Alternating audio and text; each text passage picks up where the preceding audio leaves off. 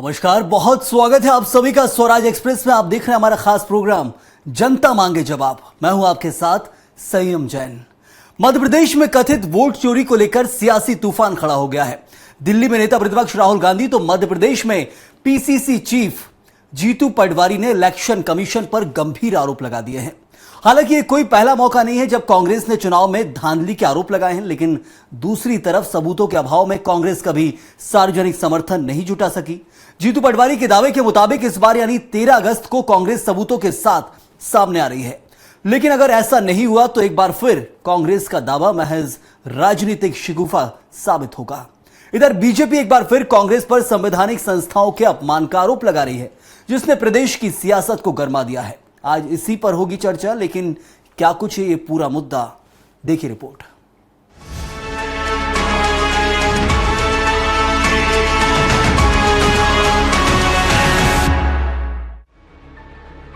नेता प्रतिपक्ष और सांसद राहुल गांधी ने चुनाव आयोग की कार्य प्रणाली पर गंभीर सवाल उठाए हैं। राहुल ने देश की कई विधानसभा और लोकसभा सीटों पर वोट चोरी के सनसनीखेज का दावा किया है।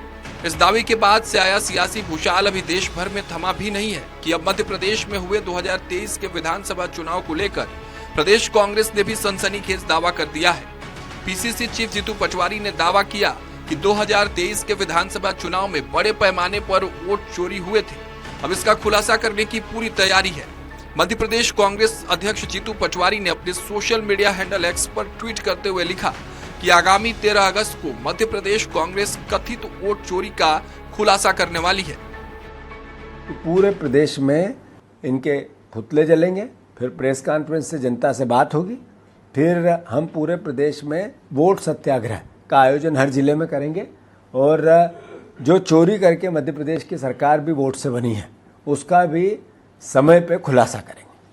कि जो चुनाव के परिणाम लोकसभा में होते थे वो विधानसभा में जैसे उल्टे हो जाते थे, विधानसभा में होते थे, तो इससे साफ है कहीं ना कहीं बड़ा हेरफेर है। और उसको लेकर हमारे प्रदेश अध्यक्ष आदरणीय जीतू पटवारी जी और महासचिव आदरणीय प्रभारी हरीश चौधरी जी वगैरह जो कार्रवाई कर रहे हैं, तो शुभ से उसे एक माहौल बनेगा और जनता के सामने सच्चाई आएगी कि मध्य प्रदेश में भी हेराफेरी हुई है और वोटों की चोरी हुई है। कांग्रेस का दावा है कि कई विधानसभाओं में मतदाता सूची की गड़बड़ी के पुख्ता सबूत उनके पास है। मतदाता सूची में कथित रूप से हेरफेर के ठोस आंकड़ों का भी दावा किया जा रहा है, जिनके आधार पर कथित वोट चोरी का खुलासा करने का दावा किया जा रहा है। दूसरी तरफ बीजेपी कांग्रेस के आरोपों को निराधार बता रही है। बीजेपी का कहना है कि कांग्रेस के पास जब कोई मुद्दा नहीं होता तब वो संवैधानिक संस्थाओं पर ही सवाल खड़े करने लगती है। कांग्रेस के लोग नहा धो के हाथ धो के पीछे पड़ गए हैं चुनाव आयोग के। बार बार इस प्रकार से चुनाव आयोग जैसी एक संवैधानिक संस्था के ऊपर प्रश्नवाचक चिन्ह लगाकर झूठ पे झूठ बोलते बोलते ये बात साबित करने की कोशिश कर रहे हैं कि चुनाव की प्रक्रिया दोषपूर्ण है। वास्तविक में कांग्रेस के समय में कितने दोष? यह पहली बार नहीं है जब कांग्रेस ने इस मुद्दे को उठाया है। कांग्रेस के वरिष्ठ नेता और लोकसभा में नेता प्रतिपक्ष राहुल गांधी पहले भी मध्य प्रदेश विधानसभा चुनाव 2023 में जनादेश चोरी का आरोप लगा चुके हैं। राहुल गांधी ने भारत जोड़ो यात्रा के दौरान कहा था कि मध्य प्रदेश में भारी एंटी इनकम्बेंसी के बावजूद कांग्रेस को सिर्फ 66 सीटें मिली हैं, जो असंभव है। हालांकि तब भी अपने बयान को साबित करने के लिए राहुल कोई सबूत पेश नहीं कर सके थे। अब आगे यह देखना दिलचस्प होगा कि राहुल की तर्ज पर आगे बढ़े जीतू पटवारी मध्य प्रदेश में अपने दावों को साबित करने के लिए क्या सच में कोई सबूत दे पाएंगे या फिर उनका दावा सिर्फ हवा हवाई ही रह जाएगा। Bureau report, Swaraj express. तो वोट चोरी पर सियासी बवाल छिड़ गया, लेकिन इससे कितना फायदा कांग्रेस को होगा ये जानना भी बहुत जरूरी है। इस पर चर्चा के लिए मौजूद है हमारे साथ डॉक्टर दुर्गेश केशवानी, बीजेपी प्रवक्ता। बहुत स्वागत। वहीं दुर्गेश जी जल्दी हमारे साथ जुड़ेंगे। तो जितेंद्र मिश्रा, कांग्रेस प्रवक्ता, हमारे साथ मौजूद हैं। देवदत्त दुबे, वरिष्ठ पत्रकार भी मौजूद हैं। देवदत्त जी आपका भी बहुत स्वागत। जितेंद्र जी आपका भी बहुत बहुत स्वागत। जितेंद्र जी, पहला सवाल आपसे, ये कौन से वो सबूत हैं, तथ्य जो हाथ लग गए हैं और वो ऐसे वक्त पर हाथ लगे हैं जब राहुल गांधी ने कर्नाटक के एक उदाहरण को लेकर बिगुल फूका और यहां जीतू पटवारी ने भी अपना कहा जाए कि सबूत सामने रख दिए? कौन से सबूत हैं इस वक्त? देखिए, जो तथ्य हमारे हाथ लगे हैं वो सार्वजनिक हो चुके हैं। आपने देखा, बेंगलुरु का उदाहरण हमने दिया, बिहार में भी इसकी तैयारी है जी, क्योंकि भारतीय जनता पार्टी की सरकार को ये लग रहा है कि बिहार चुनाव में मुश्किल में फंसने जा रही है। असल में है क्या, जो जो वादे इस देश की जनता के साथ किए थे, चाहे वो महंगाई पर नियंत्रण हो, चाहे बेरोजगारी कम करने की बात हो, या भ्रष्टाचार से निपटने की बात। याद होगा आपको, बहुत हुई महंगाई की मार और अब की बार मोदी सरकार, बहुत हुआ भ्रष्टाचार और अब की बार मोदी सरकार। अब जनता सवाल पूछने पर उतर आई है कि आखिर ये कब पूरा होगा, कब किसानों की आमदनी दुगनी होगी, कब उसे समर्थन मूल्य मिलेगा और कब वो गरीबी से बाहर आएगा। भारतीय जनता पार्टी की सरकार के पास जवाब नहीं है, इसलिए मैनिपुलेशन के माध्यम से चुनाव जीतने का कार्यक्रम उसने बिहार में कर दिया। 5 सालों में इसको इस बात की चिंता नहीं रही कि हमको SIR लाना है, हमको वोटर का फिजिकल वेरिफिकेशन करना है। चुनाव के समय जिस तादाद में इसने वोटरों को ब्लॉक करने का काम किया है, इसने बता दिया कि भारतीय जनता पार्टी की सरकार वोटों से नहीं जीतती है, भारतीय जनता पार्टी की सरकार कारीगरी और बाजीगरी से जीतती है चुनाव। और इसका खुलासा हो गया। हमको क्या फायदा होगा, क्या नुकसान होगा, ये बात की बात है। आज यह है कि इसकी चोरी जनता तक पहुंचना चाहिए। और राहुल गांधी ने, आपने देखा किस तरीके से खुलासा किया। हमको डिजिटल वोटर लिस्ट नहीं दे रहे, अगर डिजिटल वोटर लिस्ट देते तो हम इससे पहले भी। चलिए, इस पर बीजेपी का जवाब भी बहुत जरूरी, क्योंकि नुकसान तो उन्हें भी हुआ है। 400 पार का नारा था, 300 पार नहीं कर पाए दुर्गेश जी। क्या लग रहा है कि यही कुछ गड़बड़ी आपके साथ भी रही होगी? यदि लगता है तो फिर कांग्रेस के साथ आकर आज चुनाव आयोग पे हमला बोल दीजिए।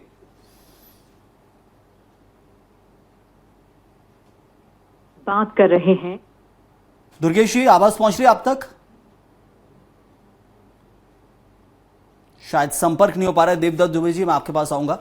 सबसे महत्वपूर्ण चीज है कि SIR को लेकर बवाल शुरू हुआ था, उसके बाद ये सबूत सामने रख दिए राहुल गांधी ने। और सबसे बड़ा जो आरोप लगाया गया है यहां पर, वो ये लगाया कि 2024 में लोकसभा चुनाव हुआ है और 1 साल बाद ही आपकी वोटर लिस्ट में इतनी गड़बड़ी कैसे आ गई कि SIR की जरूरत पड़ गई? 2024 में तो देश के चुनाव थे, तभी करा लेते। देखिए, मामला बहुत गंभीर है। ये कोई राजनीतिक मामला नहीं है, ये देश की साख का सवाल है। ये बहुत गंभीर विषय है। जैसे न्यायालय है, चुनाव आयोग है, ये कुछ संस्थाएं ऐसी हैं जहां हमें विश्वास ही हमारा आधार है। और ये नीति निर्धारक संस्था है, क्योंकि चुनाव आयोग सरकारें चुनता है और वही सरकारें पूरे देश में जो भी निर्णय हो, किसी भी क्षेत्र, पूरे निर्णय सरकारें लेती है। तो इसलिए इसकी साख बहुत जरूरी है। लंबे अरसे से जी दुर्गेश, आता हूं आपके पास। जी देवदत्त जी, लंबे अरसे से इस पे बहस चल रही है, धुंधलापन है। अब तो गांव का आम आदमी भी कहने लगा है। जिन लोगों ने उनको चुनाव में कहा था कि आप पोलिंग जिता के देना, बाई चांस हार गई, तो अब वो जाके कहते हैं कि हमने तो जिताई थी, आपने देख लिया ये ऐसा गड़बड़ होता इसलिए हार गए हम। तो आप गांव के चौपालों पे बात पहुंच रही है। और दुनिया क्या सोचती होगी, क्योंकि एक बार ये स्पष्ट हो जाना चाहिए कि आखिर एक है क्या, प्रमाणिक होना चाहिए।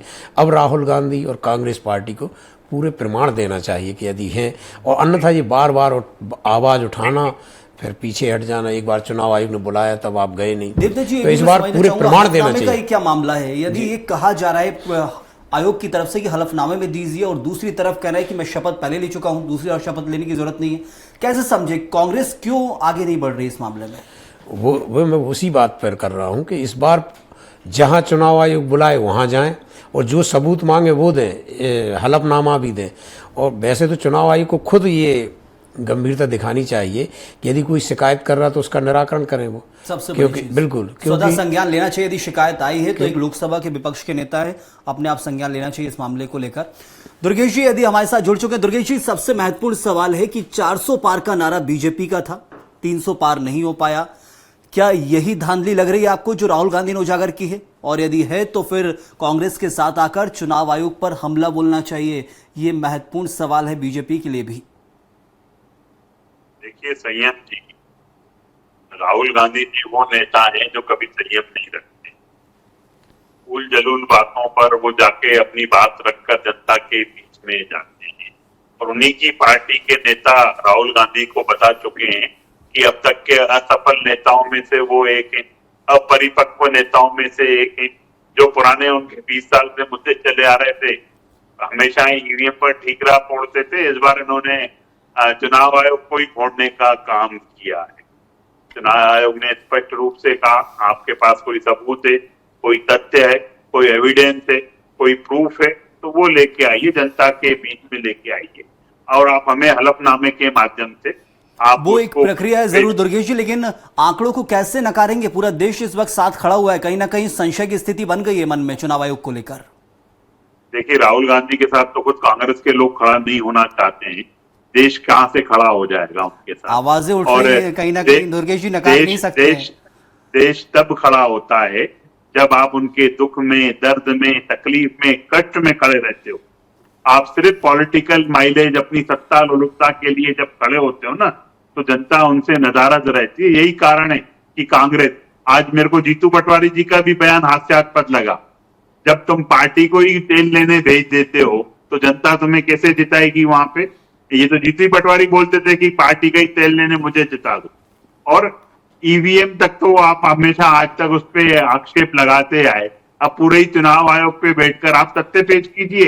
कानूनन जो कानून, क्योंकि देश संविधान से चलता है, जिस किताब को लेके राहुल गांधी जी घूमकर वोट बटोरते हैं ना, देश संविधान से चलता है। संविधान से जब देश चलता है तो उसको निश्चित रूप से आपको कानून को और उन एजेंसियों को मानकर आगे बढ़ना चाहिए। आप हलफनामा पेश करिए, आप अपने एफिडेविट दीजिए, उसके बाद निश्चित रूप से दूध का दूध और पानी का पानी हो जाएगा। कहाँ समस्या आ रही है? एक छोटा सा एफिडेविट देना है, शपथ ले चुके एक बार संविधान की, दूसरी एक और शपथ। एक एजेंसी, स्वतंत्र एजेंसी, उनके पास देश भर में अलग अलग जगह से बयान आते हैं, सबको एक साथ नहीं कंडक्ट किया जा सकता। तो यदि आप बयान को लेकर यदि कोट कर रहे हैं तो एक हलफनामे के साथ दे दीजिए। कितना देर लगेगा? इतने वकील सांसद हैं कांग्रेस में।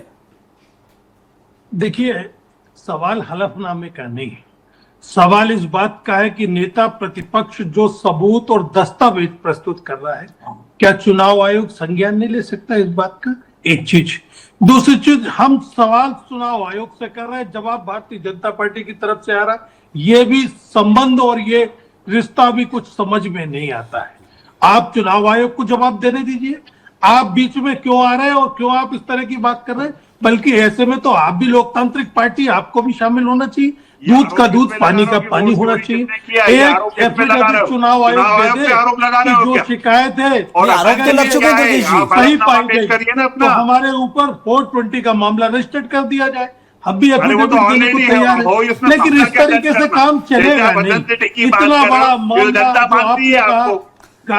चौपालों तक पहुंच चुका है, देश की जनता के सामने चुनाव आयोग एक्सपोज हो चुका है। देवदत्त जी ने भी अभी देखा, आपने कहा कि मामला बड़ा है, गांव गांव पहुंच चुका है। अब चुनाव आयोग की विश्वसनीयता कहां होती? एक एफिडेविट चुनाव आयोग दे कि अगर इनकी शिकायत सही पाई जाती है तो 420 का मामला चुनाव आयोग पर चले। चुनाव आयोग के नहीं, वो सुप्रीम कोर्ट में चुनाव आयोग जाएगा तब पता चलेगा। सबसे महत्वपूर्ण चीज है देवदत्त जी, 1 लाख फर्जी वोटर एक साथ कहां से उभर कर आ गए कर्नाटक के अंदर? क्या ये कई सालों से गेम चल रहा था, या फिर ये निचले स्तर की लापरवाही समझे जिसको बड़े लेवल पे मुद्दा बनाया जा रहा है? छोटे छोटे अधिकारी और जो कर्मचारी होते हैं जिनका काम होता है बीएलओ, नीचे जाकर वोटर कार्ड्स बनाते हैं, उनकी लापरवाही है या जानबूझ के किया गया षड्यंत्र है? क्या कुछ ये मामला है? देखिए, ये जानबूझकर की गई। देवदत्त जी से मेरा सवाल है, जितेंद्र जी, देवदत्त जी से क्या सवाल था? मेरा सवाल ये है कि आखिर ये कहां से 1 लाख फर्जी वोटर उभर के सामने आ गए देवदत्त जी, जो कर्नाटक में आरोप लगाए गए? यही तो जांच का विषय है कि कई जगह वोटर बढ़ जाते, कहीं घट जाते। ये सब पूरी जांच इसमें स्पष्ट होनी। मैं ये कह रहा हूँ, दूध का दूध, पानी का पानी, क्योंकि बहुत बड़ी संस्था है चुनाव आयोग, उसकी निष्पक्षता बनी रहना चाहिए, तभी पूरी चुनावी प्रक्रिया निष्पक्ष बनेगी। अन्यथा संदेह की दृष्टि में सब आ जाएंगे, सरकारें आ जाएंगी, विपक्ष आ जाएगा और पूरी व्यवस्था आ जाएगी, क्योंकि चुनाव आयोग जो सरकार चुनता है वही देश को चलाती है।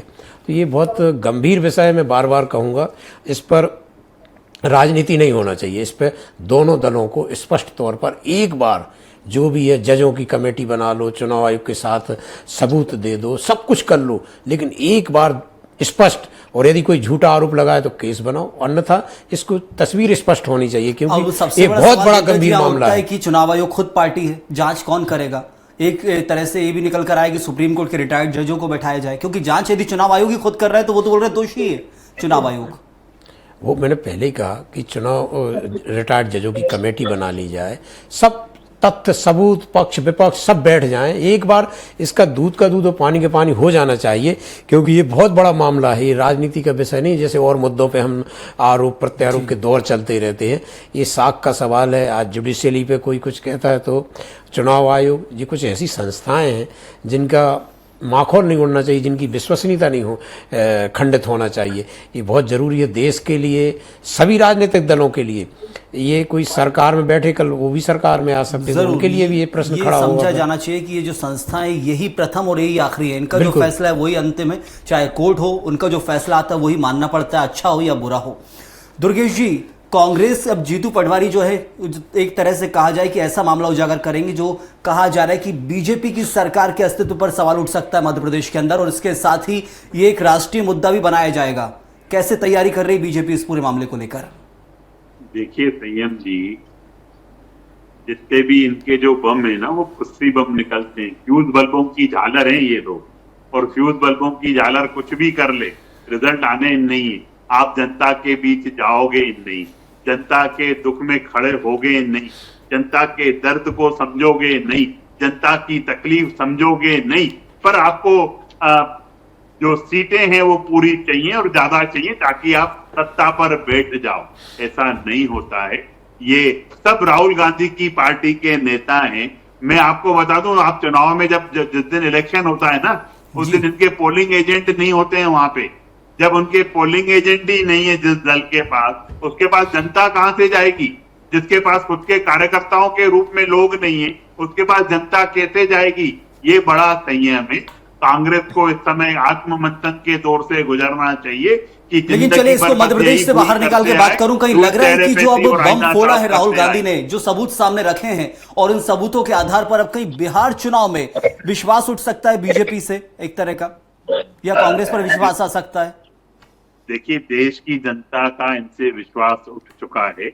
ये इस तरह की भाषा, वोट चोरी हो गए, वोट चोर हो गए, अरे जब जनता के दिल में नहीं उतरोगे तो आपको लाड़ प्यार दुलार जनता आशीर्वाद कैसे देगी?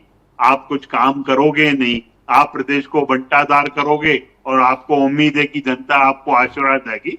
ऐसा संयम जी संभव नहीं है। बिल्कुल। जब जनता की तकलीफों में आप नहीं खड़े हो पाओगे, और सोशल मीडिया के माध्यम से आप जितने उनको स्पेस देते हो, इसी माध्यम से ये दिखते हैं। कभी जनता में ये दिख गए क्या?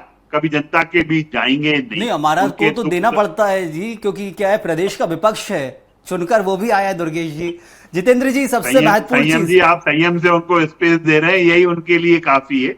बाकी जनता इनको नाकार चुकी है, जनता इनको घर बिठा से जवाब ले लेते हैं। जितेंद्र जी, बिहार चुनाव कांग्रेस लड़ने वाली है, कांग्रेस के सहयोगी दल लड़ेंगे, बिल्कुल लड़ेंगे, इसमें कोई दो राय तो नहीं है?